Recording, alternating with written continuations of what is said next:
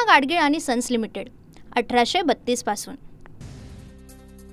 शेतकरी कर्जमाफीसह ओला दुष्काळ जाहीर करण्याच्या मागणीसाठी धाराशिव जिल्हाधिकारी कार्यालयाबाहेर उपोषण। मागील 2 तासांपासून सुरू आंदोलन। शेतकरी अमोल जाधव यांचं आमरण उपोषण सुरू, तर उपोषणाला शेतकऱ्यांचाही पाठिंबा। आमदार संतोष बांगर आणि पीक विमा कंपनीच्या प्रतिनिधींची ऑडिओ क्लिप व्हायरल। हातपाय सलामत ठेवायचे असतील तर शेतकऱ्यांचं हित पहा। पीक विमा कंपनीचे जिथे ऑफिस आहे तिथे चुरा करू, काही कमी जास्त झालं तर बांगर एवढा वाईट माणूस नाही, संतोष बांगर यांचं हे वक्तव्य। छत्रपती संभाजीनगरच्या पैठणमध्ये स्वाभिमानी शेतकरी संघटनेचा रास्ता रोको, तर राजू शेट्टी यांच्या उपस्थितीत रास्ता रोको। रास्ता रोकोमध्ये मोठ्या प्रमाणात शेतकऱ्यांचा सहभाग। राजू शेट्टी यांच्याकडून जालना आणि छत्रपती संभाजीनगरमध्ये नुकसानीची पाहणी। सरकारला दालन सजवायला पैसे आहेत पण शेतकऱ्यांना मदत करण्यासाठी पैसे नाही, राजू शेट्टींची प्रतिक्रिया। तर शेतकऱ्यांना सरकारने तात्काळ मदत करण्याची राजू शेट्टी यांची मागणी। हेक्टरी 50,000 आर्थिक मदत द्या, शेतकऱ्यांची कर्जमाफी करा। नांदेडच्या शिबदरा या ग्रामपंचायतीने ठराव घेऊन केली मागणी। हेक्टरी जाहीर केलेल्या 1,500 रुपये मदतीला विरोध। जालन्यात पूरग्रस्त गावातील नागरिकांना शासनाची तातडीची मदत। पुरामुळे आणि वीज पडून मृत्यू झालेल्या जनावरांची नुकसान भरपाई। शेतकऱ्यांना 37,500 रुपयांच्या मदतीचं प्रमाणपत्र दिलं। चंद्रपूरमधील भद्रावतीचे तहसीलदार राजेश भांडारकर यांच्यासह नायब तहसीलदार सुधीर खांड्रे यांच्यावर निलंबनाची कारवाई। तहसील कार्यालयासमोरील शेतकऱ्यांना आत्महत्येचा केला होता प्रयत्न, त्यानंतर दोन्ही अधिकारी प्राथमिक तपासात दोषी आढळले आणि त्यामुळे कारवाई। नांदेडमधील मनाड नदीच्या पुरानं नायगावमध्ये पिकांचं मोठं नुकसान। एकट्या शेळगाव गौरी गावातील 900 हेक्टर जमीन खरडून गेली, त्यामुळे आता शेतकरी वर्ग प्रचंड आर्थिक संकटात सापडला। तातडीने मदत देण्याची मागणी। जळगावमध्ये गिरणा नदीचा पूर ओसरला आणि त्यानंतरची विदारक दृश्य समोर, तर चांसर परिसरामध्ये शेतीसह पिकांचं आणि रस्त्याचं नुकसान। पुराच्या पाण्यानं रस्ता पूर्णपणे वाहून गेला, त्यामुळे शेतात जाण्यासाठी मोठी अडचण। जळगावच्या अंतुर्ली शिवारात अज्ञातानं शेतकरी विलास पांडे यांच्या बागेतील 2,000 केळीचे खोड कापले टाकून शेतकऱ्याचे लाखो रुपयांचे नुकसान। घटनेमुळे परिसरातील शेतकऱ्यांमध्ये ही भीती।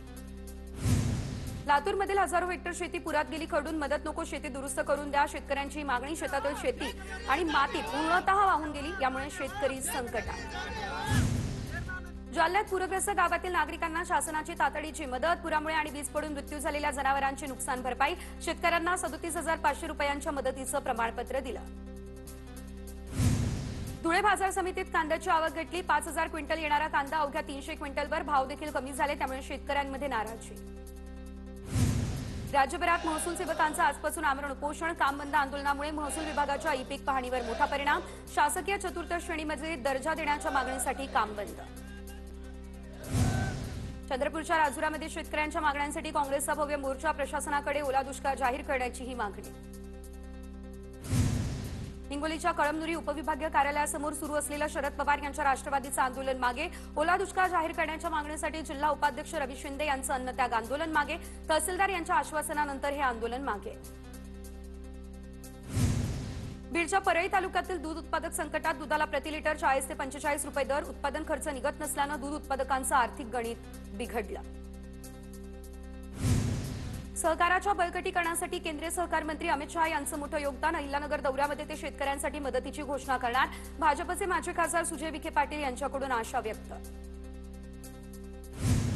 नाशिकच्या कळवण पोलीस ठाण्याबाहेर पोलिसांचा लाठीचार्ज। जमावाकडून पोलिसांवर दगडफेक। कळवणच्या धाकटी गावातील तरुण बेपत्ता होता। ग्रामस्थांची हीच होती तक्रार। ग्रामस्थांचा मात्र तरुणाचा घातपात झाल्याचा संशय।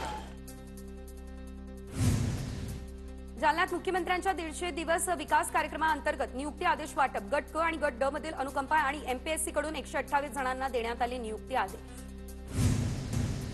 कराडमध्ये दुर्गादेवी विसर्जन मिरवणुकीमध्ये पोलीस आणि कार्यकर्त्यांमध्ये वाद। वादानंतर आमदार अतुल भोसले यांनी विसर्जन मिरवणुकीला दिली भेट। पोलीस आणि कार्यकर्त्यांमध्ये समन्वय साधून मिरवणूक सुरळीत सुरू केली। छत्रपती संभाजीनगरमध्ये ड्रग्सची विक्री करणारा अटकेत। 1 लाखांचा मुद्देमाल जप्त। पोलीस आयुक्तांची ही माहिती। नागपूरमधील प्रसिद्ध हॉटेल व्यावसायिक जावेद अख्तर यांचा पत्नीसह इटलीमध्ये रस्ते अपघातात मृत्यू। इटलीमधील ग्रोसेटो जवळ ओरिलिया महामार्गावर झाला होता अपघात। कोल्हापूरमध्ये चिकन मटण दुकानातील उधारी वसूल करण्यासाठी अनोखी शक्कल, तर बहिरेश्वर गावामध्ये उधारीची रक्कम असलेला फलक गावच्या चौकात लावला। नाशिकमधल्या कळवणमधील शेतमजूर विठोबा पवार हा तरुण झाला होता बेपत्ता। ज्याच्याकडे कामाला जात होता त्याच शेतकऱ्यांना विठोबा पवारला केली मारहाण। घातपात झाल्याचा कुटुंबियांचा आरोप। बीडच्या परळीमध्ये धनंजय मुंडे यांचे 9व्या स्मृतिदिनानिमित्त पंडित पांडुरंग मुंडे यांना अभिवादन। स्मृतिदिनानिमित्त नाथरा या ठिकाणी विविध धार्मिक कार्यक्रमांचं आयोजन। तुळजाभवानी मंदिरातील व्हीआयपी सशुल्क देणगी दर्शन 6 आणि 7 ऑक्टोबरला बंद राहणार. कोजागिरीला होणारी भाविकांची गर्दी लक्षात घेता मंदिर प्रशासनाचा हा निर्णय. कोल्हापूरच्या इचलकरंजी शहराला 5 ते 6 दिवसाआड पाणी पुरवठा. नागरिक हैराण. पाण्याची समस्या सोडवण्याची ही मागणी. रत्नागिरीकरांचं विमान सेवेचं स्वप्न होणार लवकर पूर्ण. रत्नागिरी विमानतळ टर्मिनलचं काम अंतिम टप्प्यात. मार्च 2026 पर्यंत काम करणार पूर्ण. चिपळूणमध्ये वन विभागाच्या प्रांगणामध्ये कोकणातील प्राणी पक्ष्यांच्या दुर्मिळ फोटोचं प्रदर्शन. आमदार शेखर निकम यांच्या हस्ते फोटो गॅलरीचं उद्घाटन. पूना गाडगीळ आणि सन्स लिमिटेड 1832 पासून.